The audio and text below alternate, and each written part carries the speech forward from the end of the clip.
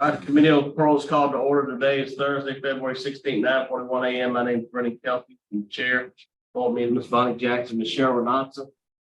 Staff is forced to see the DOC headquarters. Our remote location is East Feliciana work release with staff and support at East Feliciana. Introduce yourself.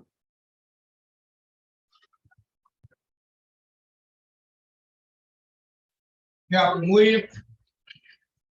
Captain Clark Williams. All right. Ready for our first case. Please introduce yourself, state your name and DOC number for the record. Wesley Verdin 702858.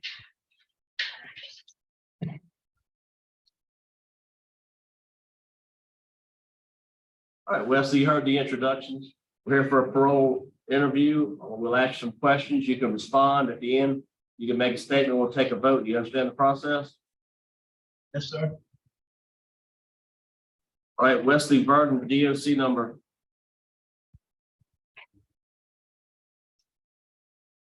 702858. You're a second class offender. Parole eligibility date 4/11/2023. Good time date 4/6/2024. Full term date 4/12/2038 on a 20-year sentence. Driving while intoxicated 4. Does that sound correct? Yes, sir. Please answer Ms. Jackson's question. All right, Mr. Verdin, how old are you? I'm 45, man. How long have you been incarcerated on this charge? 5 years.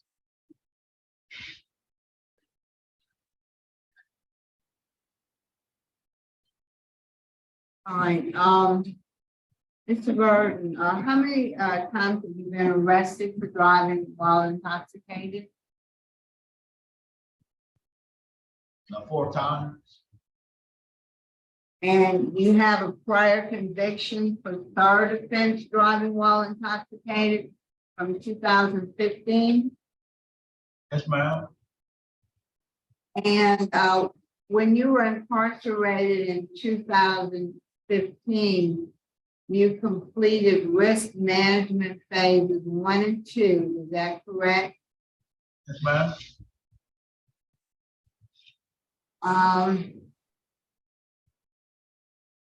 When were you released on that 2015 charge? The first time you went to prison, when did you get out? I want to say it was in October. I was released early because of the classes. What year? Of what year? Of 2015. You got out in 2015. And did this DWI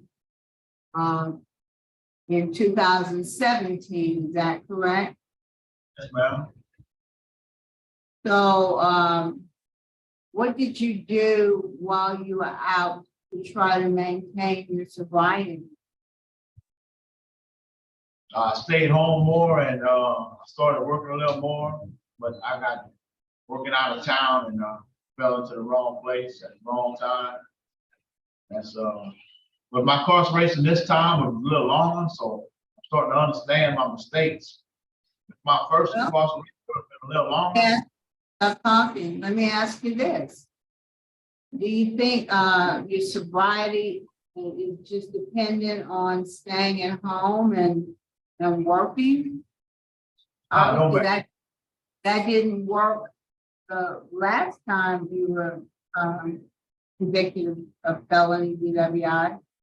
No, man, it was a mental state, and being serving this much time, I think I got my mental state right. I'm in a better Again, place. do you think the key to sobriety is that you've been in prison a little longer this time? Well, it's not the key, actually. It's the learning process that I learned being incarcerated a little longer this time. Okay. More about that. Did you take Celebrate Recovery?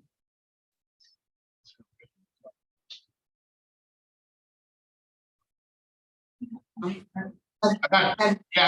got partial credit, but I was started it, then I got transferred to, and they didn't have the class at this facility. So you haven't completed Celebrate Recovery, is that correct? No, ma'am, I got transferred in the process of taking the class. Okay, you did Living in Balance 1 and 2, is that correct? Yes, ma'am. Yes, ma'am.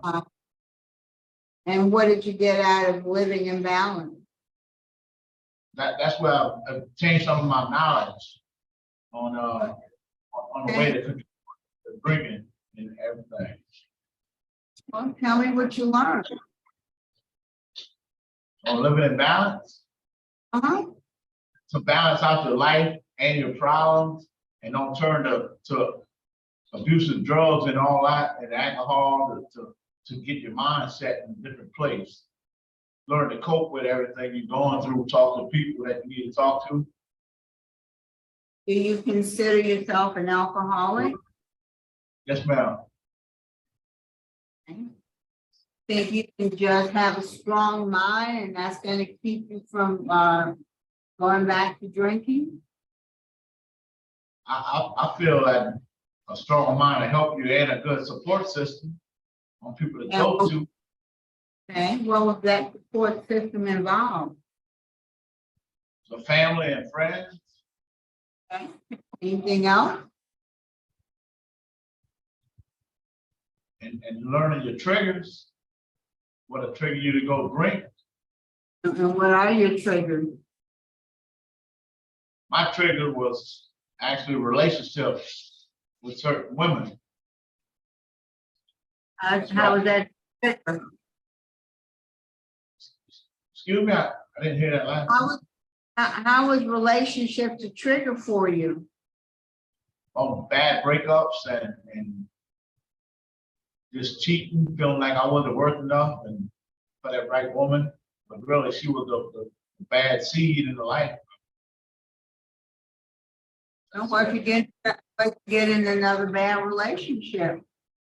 If people tend to keep choosing the same kind of people over and over again, so what happens if you get in another bad relationship? That's why I got my mind set right, and I'm decided that I see where my mistakes were with choosing women, and I think I can do better on choosing them. Do you think that'll solve your drinking problem? When I saw my drinking problem, it's the way. Well, I mean, see like this. The drinking was, I guess, me to get out of what I was going through. I guess with any drug or alcohol, the same thing is you use it to get away from your problems. But I figured out I can't do that. I just gotta go through them. And I don't need something to get me out of my mind. Are you in work release? Yes, ma'am. How long have you been in work release? 2 years. Where have you, where do you work? I work for Jackson Truck and Trailer in Baton Rouge. What do you do there? I'm a mechanic. So because you are in work release, you've not taken any programs since 2020, is that right? No programs, no classes. 2020. I saw you took a Living in Balance in 2019 and you finished in 2020. You took Page Your Rage and Malachi Dads and the Victim Accountability Letter. All of those have been since 2019 and 2020, but you've not taken any more programs since 2020. Is that right? Yes, ma'am. That's when I came to work release. Right, and so you thought it was more important to be in work release than to work on your substance abuse issue? No, ma'am. I got transferred here, and I wasn't offered any classes here. Do you think you need substance abuse treatment? Well, I'm gonna continue my AA meetings when I'm out. Well, I mean, before you get out. Before you get out, do you think you need youth treatment? I don't, man, I think I'm doing good right now. If they'd offer AA and everything here, I would take it. Just to continue. Straight right now, huh? What? Straight. Yeah, you're good. You don't need any more substance abuse treatment. I think I'm gonna continue needing substance abuse treatment. Just stay on the right path, I guess. It helps. That's all I have, Mr. Johnson. You have any input for staff there? You got any input for us on this? Mr. Yes. West? Yeah, so he worked at Jackson Trucking in Baton Rouge, Louisiana. And he works 7 days a week. Not one time since he come here, he ever had alcohol on him or drugs. He never failed a drug test since he been here. He never been rolled up since. Don't have to wake him up to go to work. You know, he gets up, matter of fact, he worked the other guys up. So, but I'm thinking about he's down there without us. That he have every opportunity to part of Baton Rouge where he at, right on the corner of Choctaw Tone Drive. So, like I say, he never failed a drug test. We do sobriety tests here. They have one of those machines that they blow in, or we have to do so many every month. He's never, since he's been here, he's never been a problem, never been disrespectful. On my behalf, I think he's ready for society, but it's not my call. Because I've been doing this over 20 years, and I'll say I didn't even know his charge till today. And like I said, when you look at some people's charges, you know where they work, so they're gonna make him a target to you, thinking that he's out there drinking. You never have to look for him.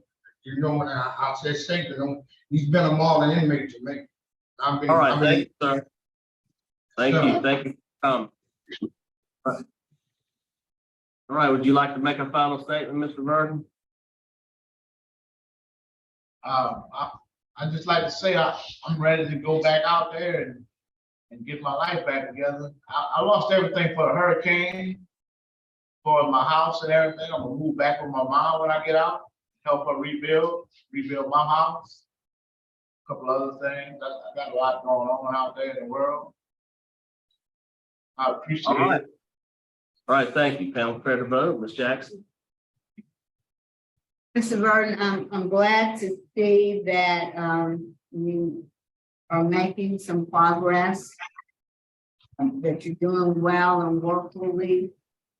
But for me personally, I just don't feel like you're ready. I don't think you really understand the nature of alcoholism and being an alcoholic.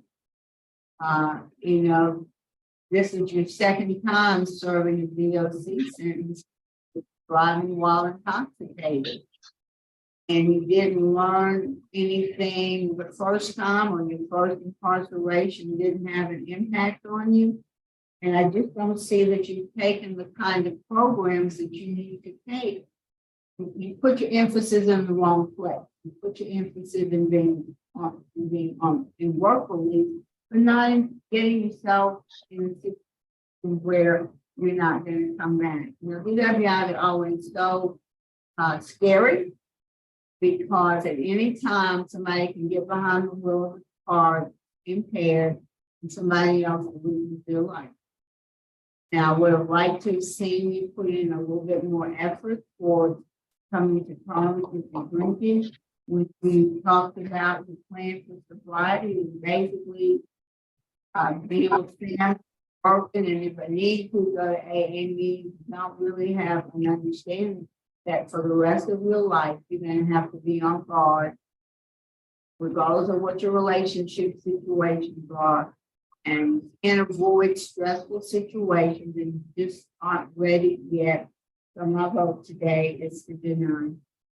Mr. Knotson?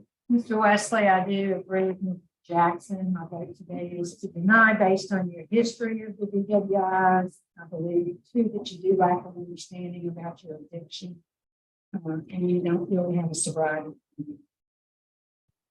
All right, 2 votes to deny. I'm also going to vote to deny for the same reason for stated. 3 votes to deny. Today, your parole's been denied. Good luck to you. We'll adjourn at 9:56.